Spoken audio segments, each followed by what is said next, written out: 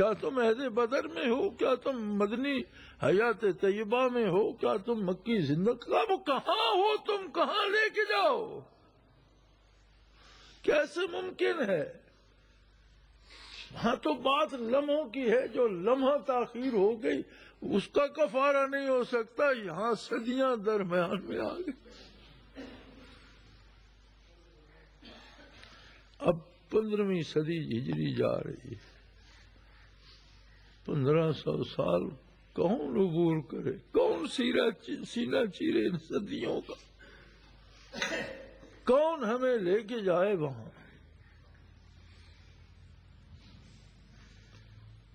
یہاں پتہ چلتا ہے کہ ضرورت شیخ بھی ہے، کسی ایسے کی ضرورت ہے جس کی نگاہ میں صدیاں ختم ہو چکی ہیں، جس کی بارگاہ میں فاصلے مٹ چکے ہوں، کوئی ایسا جو صدیوں کو چیر کر آج بھی حضور نبوی سے جس کا سینہ منور ہو، کوئی ایسا چاہیے۔ اسے کہتے ہیں شیخ۔ کوئی جوں زمانہ دور ہوتا جائے گا شیخ کی ضرورت تو شدید تر ہوتی ہے۔ اور یہ کوئی آسان کام نہیں ہے،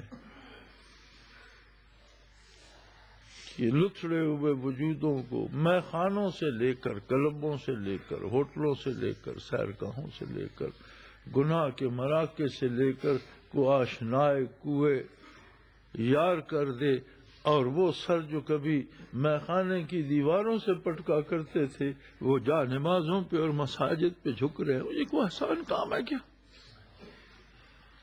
یہ ویسے ہی ہو جاتا۔ ماں باپ جو اولاد کی پرورش کرتے ہیں اور نازوں سے پالتے ہیں ان کے کہنے سے نہیں رکتا، بیوی بچوں کو تباہ کر ان کے کہنے سے یہ کون ہے جو پکڑ کر اسے بھی وہاں جھکا دیتا؟ کس قوت سے جھکاتا ہے؟ یہ شیخ ہوتا ہے۔ جس طرح سورج کے بغیر عالم بے چراغ ہو جائے، اسی طرح انبیاء کے بغیر کائنات بے چراغ ہو جاتی، اور جس طرح چاند ستارے سورج سے مستفید ہو کر تاریک راتوں میں رہنمائی کرتے ہیں، اسی طرح مشائخ عظام سینے کو محمد الرسول اللہ کی بارگاہ سے جگمگا کر دنیا کی تاریکیوں میں مخلوق کی رہنمائی کرتے ہیں۔ اب اگر کوئی ستاروں سے آنکھ بند کر لے اور چٹانوں سے ٹکراتا پھرے اور وادیوں میں بھٹکتا پھرے تو اس کی بد نصیبی ہے، اس کا اپنا فیصلہ ہے یا اس کی جہالت ہے۔ اب تو زمانہ ایسا آ گیا، خود کو عالم کہلانے والے کہتے ہیں یہ اس کی ضرورت کیا ہے، جو فضول کام ہے۔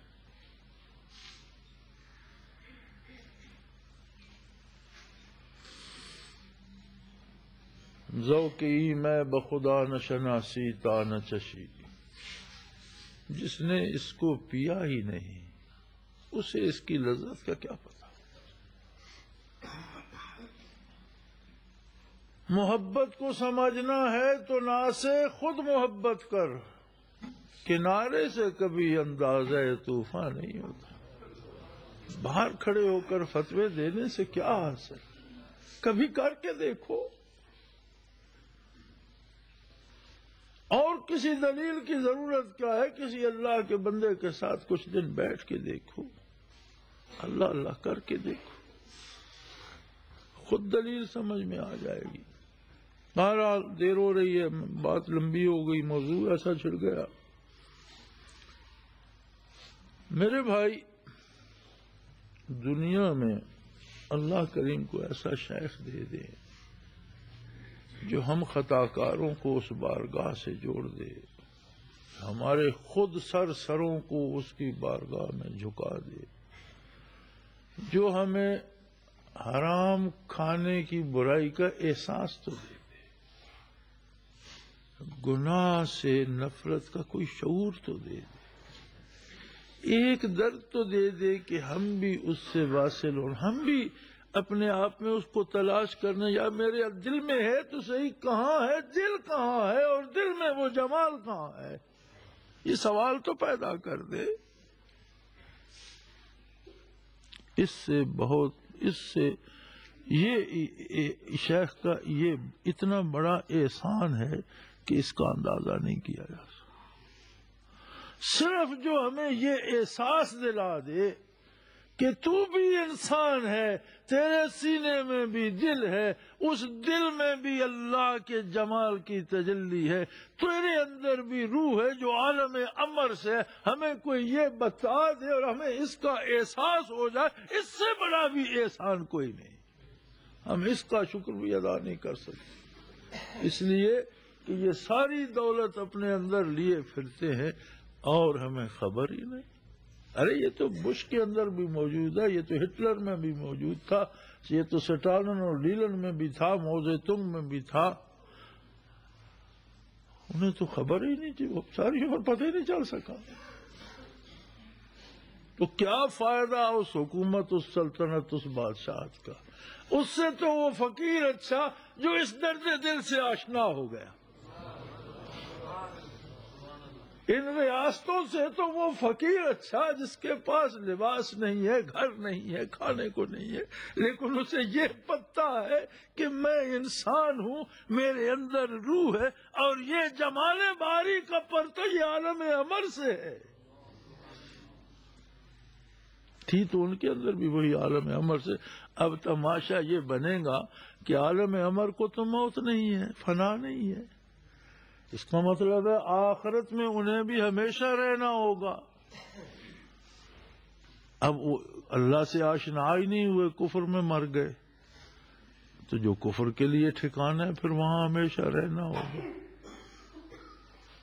وہاں جا کر تو قرآن حکیم بتاتا ہے کہ یہ بڑے بڑے دانشور کہیں گے کہ اے اللہ ایک بار دنیا پہ جانے دے، دیکھ ہم تیری عبادت کس خلوص سے کرتے، دیکھ ہم تیرے نبی کی غلامی کا حق کیسے ادا کرتے۔ فرمائے گا وہ زمانہ بیت گیا، ایک ہی موقع تھا جو تم نے کھو دیا، اب موج کرو۔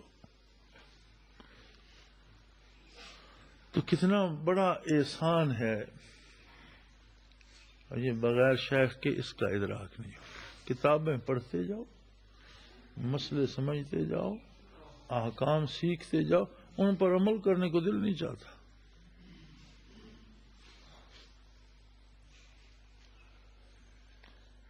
بہت مشہور مولوی صاحب تھے ایک،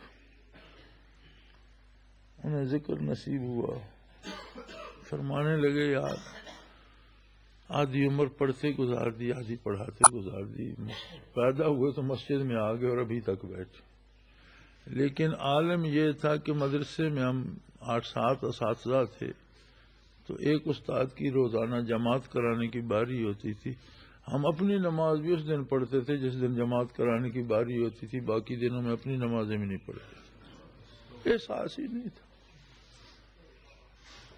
اب پتہ چلا کہ نماز ہے کیا، کیوں پڑھنی ہے، حاصل کیا ہے، اب نہیں چھوٹتی۔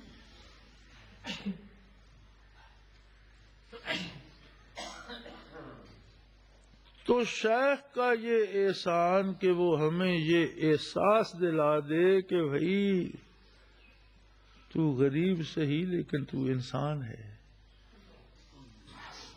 تیرا وجود انتہائی سستے مادے اور مٹیریل کا صحیح، لیکن تیرے اندر جو ہیرے اور جواہرات ہیں وہ سوائے انسان کے کسی کے اندر نہیں ہیں،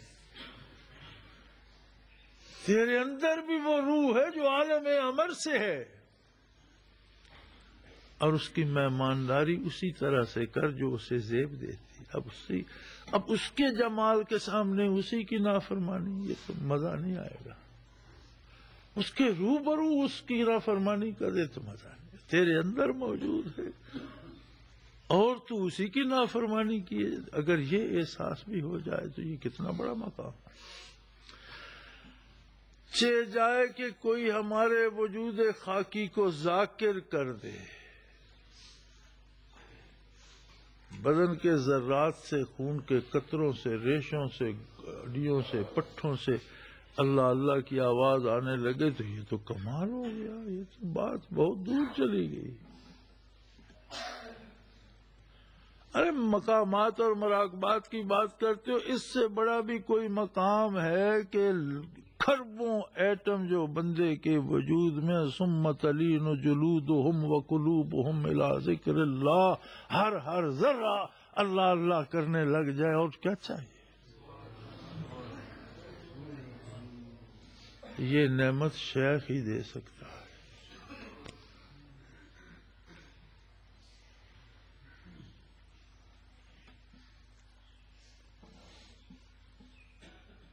مجھے پرسوں 50 سال ہو گئے مجھے الحمدللہ اللہ اللہ کرتے، پرسوں مجھے مراقبات ثلاثہ کی سمجھ آئی، اور شاید ابھی کتنی حقیقتیں باقی ہوں۔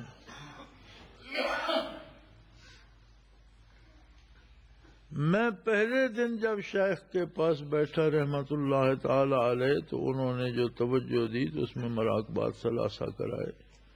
اس بات کو 50 سے زیادہ سال ہو گئے، نصف صدی بیت گئی۔ ہر روز، ہر دن، ہر رات، ہر صبح، ہر شام اس سبق کو دہراتے دہراتے میں ممبر پہ بیٹھا ہوں۔ اللہ کی قسم مجھے پرسوں مراقبات ثلاثہ کی وسعتوں کی سمجھ آئی۔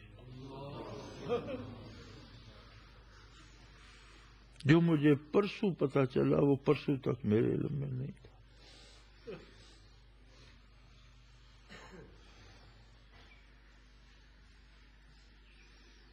یہ بحر ناپیدا کنار ہے، یہ محبت الہی ہے، یہ عشق الہی ہے، یہ کوئی چلو پانی کا نہیں ہے کہ آپ تہ دیکھ لیں گے۔ اب یہ اللہ کے کرم کے ایک اندھے کا ہاتھ پکڑ کر مراقبات ثلاثہ سے آگے لے جاتا ہے تو اس کی مہربانی، شیخ کی ہمت۔ لیکن احدیت میں بندہ کھو جائے تو ہزاروں عمریں بھی اسے نصیب ہوں تو اس سے آگے نہیں نکل سکتا جو وسعتیں اس میں ہیں، اور احدیت تک جائے کیسے؟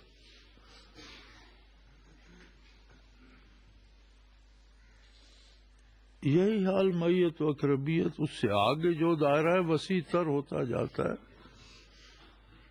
فنا بقا ہے، فنا بقا پر پہنچ کر بڑے بزرگوں نے لکھا کہ ہم نے سلوک مکمل کر لیا۔ ایسے سادے تھے بیچارے کہ فنا بقا تو ابجد ہے سلوک۔ اب بچہ الف بے جیم تے یہ پڑھ لے تو اس نے علم مکمل کر لیا۔ یہ فنا فی اللہ اور بقا باللہ ابجد ہے سلوک کی۔ سلوک تو اس سے آگے شروع ہوتا ہے اور کبھی ختم نہیں ہوتا۔ وصال الہی اور قرب الہی کی کوئی حد نہیں ہے کہ آپ چلتے گئے چلتے آگے دیوار کی طرح اللہ کریم آ گئے اور اب سلوک ختم ہو گیا، ایسا کچھ نہیں ہوتا۔ دنیا میں ترقی ملتی رہتی ہے، اللہ کو برزخ میں ترقی ملتی رہتی ہے، میدان حشر میں ملے گی، اور جنت میں ہمیشہ ترقی کرتے رہیں گے اور ابد الآباد کرتے رہیں گے، اور قرب الہی کی انتہا نہیں آئے گی۔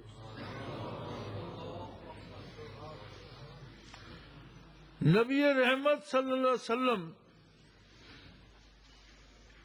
تمام نبیوں کے بھی انبیاء، فرشتوں کے سردار، انسانوں کے لیے رحمت، کائنات کے لیے رحمت۔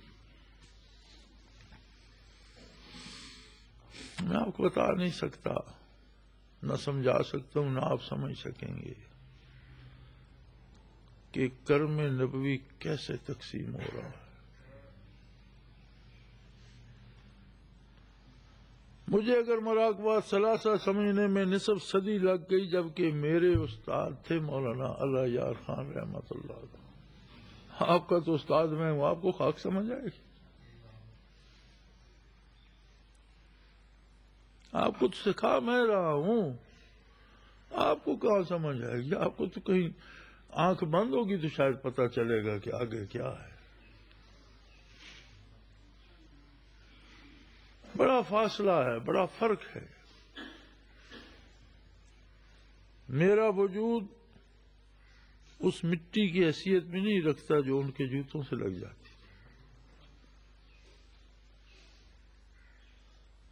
اور جو توجہ حضرت رحمۃ اللہ علیہ کی تھی وہ انہی کا حصہ تھی۔ اس کے باوجود مراقبات سمجھنے میں، مراقبات ثلاثہ سمجھنے میں مجھے نصف صدی لگ گئی، تو آپ کو اتنی جلدی کیسے پتہ چل جائے؟ پتہ ہی نہیں آپ کو اللہ نے کیا کیا دے دیا، بس لیے پھرتے ہیں اور پتہ ہی نہیں۔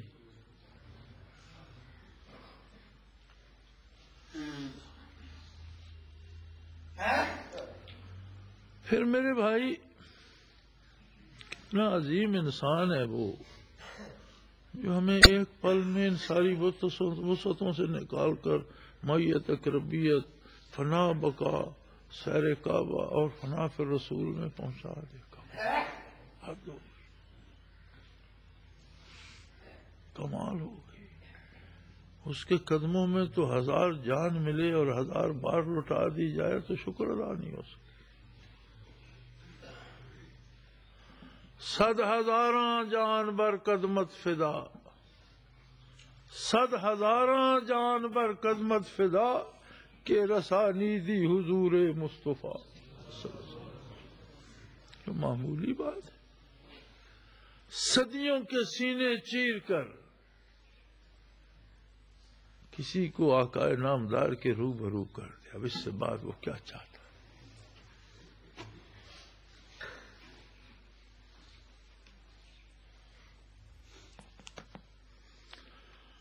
اللہ اللہ۔ حضرت رحمت اللہ علیہ کے مقامی طور پر دشمن بھی بہت تھے، اور جو رشتہ دار تھے وہ زیادہ دشمنی کرتے تھے دوسروں کی نسبت، مخالفت بھی کرتے تھے، پراپیگنڈا بھی کرتے تھے۔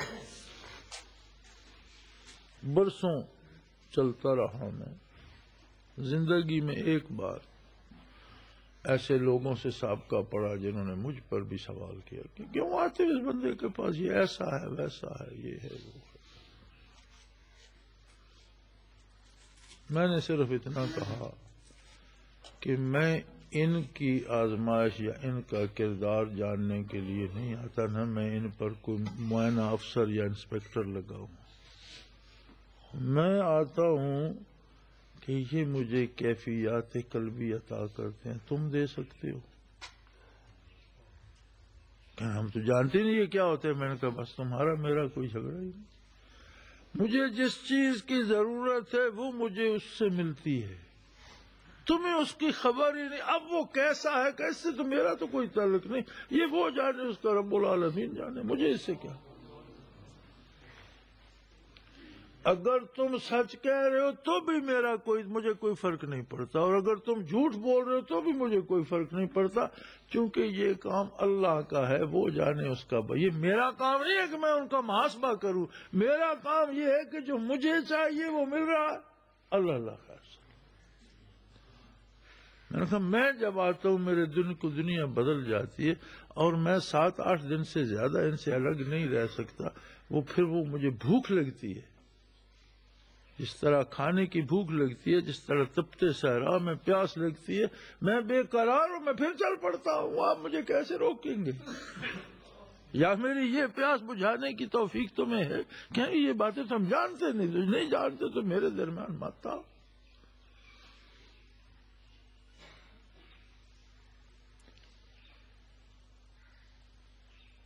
اور میرے بھائی، اگر کوئی یہ سارے منازل طے کر جائے، فنا بقا سے آگے سالک المجذوبی کے ایک ایک منزل میں 16,000 نورانی حجابات ہیں، 7 منازل ہیں،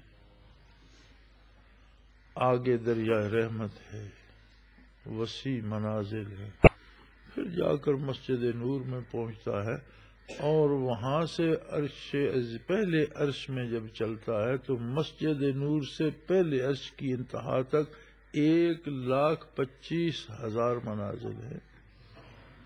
جو منزل نچلی سے دیکھو تو جس طرح ستارہ ٹمٹماتا ہے، اس طرح اوپر نظر آتی۔ پہلے اور دوسرے عرش کے درمیان جو خلا ہے وہ پہلے عرش کی موٹائی سے زیادہ ہے، دوسرے عرش کی وسعت اس خلا سے زیادہ ہے۔ اسی طرح بڑھتے جاتے ہیں، کے آمد نو فلک میں راج او، انبیاء اولیاء محتاج او، صلی اللہ علیہ وسلم۔ وہ ہستی جس نے 9 عرش سے آگے جس کا معراج تھا۔ اگر کوئی 9 عرش طے کر جائے، اس کی روح اوپر چلی جائے، سلوک ختم نہیں ہوا، وہ اب گھر پہنچا۔ یعنی ساری منزلیں مار کر جس جگہ سے اس کی روح دنیا میں گئی تھی، ساری محنت کر کے وہ وہاں پہنچا، عرش عظیم 9 عرشوں سے اوپر عالم امر میں پہنچا تو گھر پہنچا، آگے اب ترقی کرے۔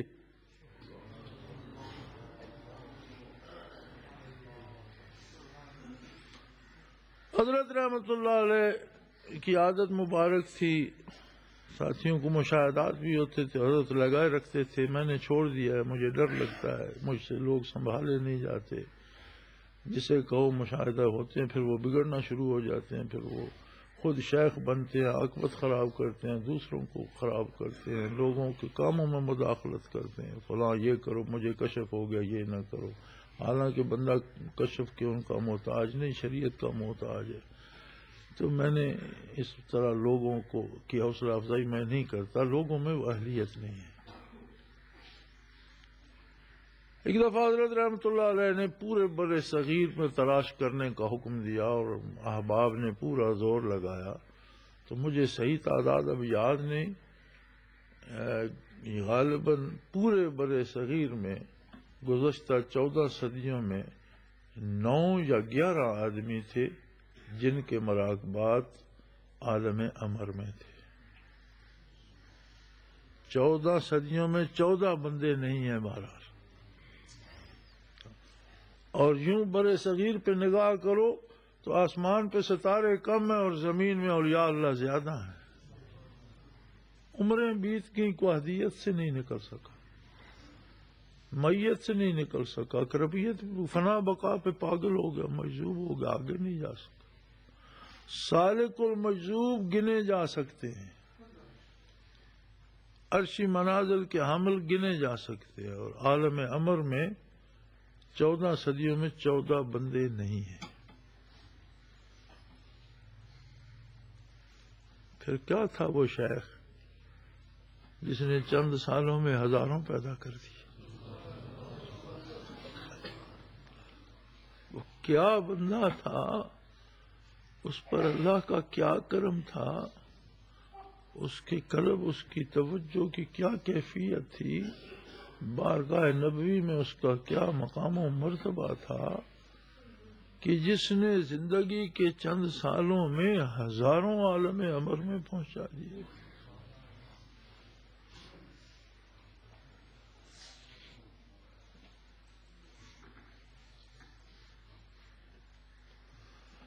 میرے خیال میں نے اتنا کچھ عرض کر دیا ہے کہ ضرورت شیخ کا اندازہ ہو جائے، عظمت شیخ کا ادراک ہو جائے، اور یہ جس محنت و مشقت کے لیے ہم وقت نکالتے ہیں، سفر کرتے ہیں، آتے جاتے ہیں، پتہ ہو کہ یہ بھی ایک کام ہے، ہم جھک نہیں مار رہے،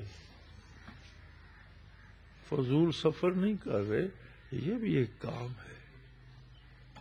پتہ اسی کو چلتا ہے، ذوقی میں بخدا نہ شناسی تا نہ چشی، جو گھونٹ ہی نہیں بھرتا اسے پتہ کیا کہ یہ کڑوا ہے، میٹھا ہے، اس میں کیا ہے، جو دریا میں اترتا نہیں اسے پتہ کیا طوفان کیا ہوتے ہیں۔ اور کتنے دریاؤں میں لوگ جاتے ہیں، ان کا کوئی جہاز ران، ان کا ملا انہیں آرام سے پار اتار دیتا ہے، پتہ اسے ہوتا ہے جو طوفانوں سے لڑتا ہے۔ سواریاں تو اتر گئی آرام سے، لیکن جس نے اس کو لے کر اتارا، جو لے کر گیا طوفانوں کے سینے چیر کر، اس نے کتنی محنت کی ہوگی۔ جہاز میں سوا مسافر تو شاید سو رہے ہوں گے، جہاز ران کو تو فرصت نہیں ہوگی کھانے پینے کی۔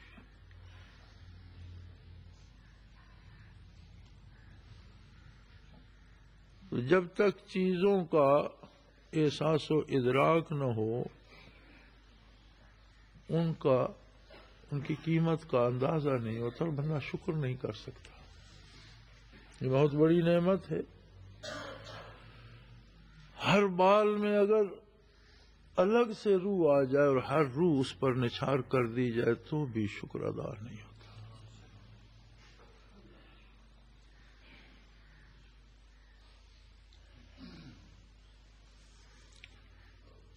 اسی لیے سلطان بہو نے کہا تھا نا کہ لوں لوں دے مڑ لکھ لکھ اکھیاں، تو مرشد ویکھ نہ رج جاؤ۔ ایک ایک بال میں ایک ایک لاکھ آنکھ ہو اور میں مرشد کو دیکھتا رہوں تو میرا دل نہیں بھرے۔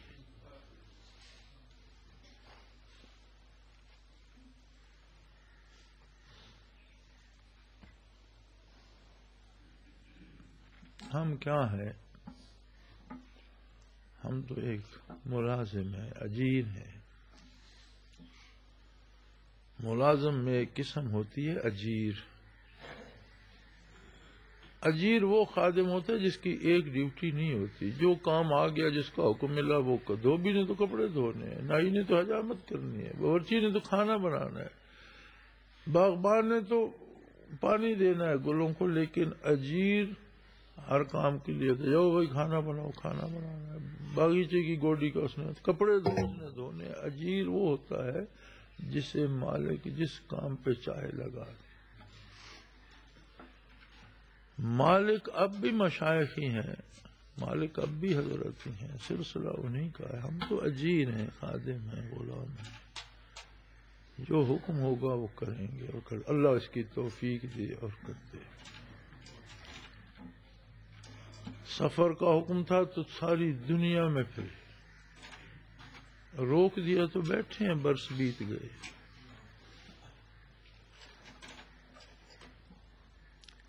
یہ میرے بس میں نہیں ہے کہ میں آج مرضی سے لاہور چلا جاؤں اور کل کراچی، میرے بس میں نہیں ہے، اور نہ میری یہ توفیق ہے اور نہ یہ میرے فیصلے ہیں، نہ میری کوئی حیثیت ہے۔ جب حکم ہوگا، جہاں اجازت ہوگی وہاں جائیں گے، جہاں حکم ہوگا جائیں گے، نہیں ہوگا نہیں جائیں گے۔ ہمیں تو کام کرنا ہے، حق غلامی ادا کرنا ہے، اللہ کرے وہ ہو جائے۔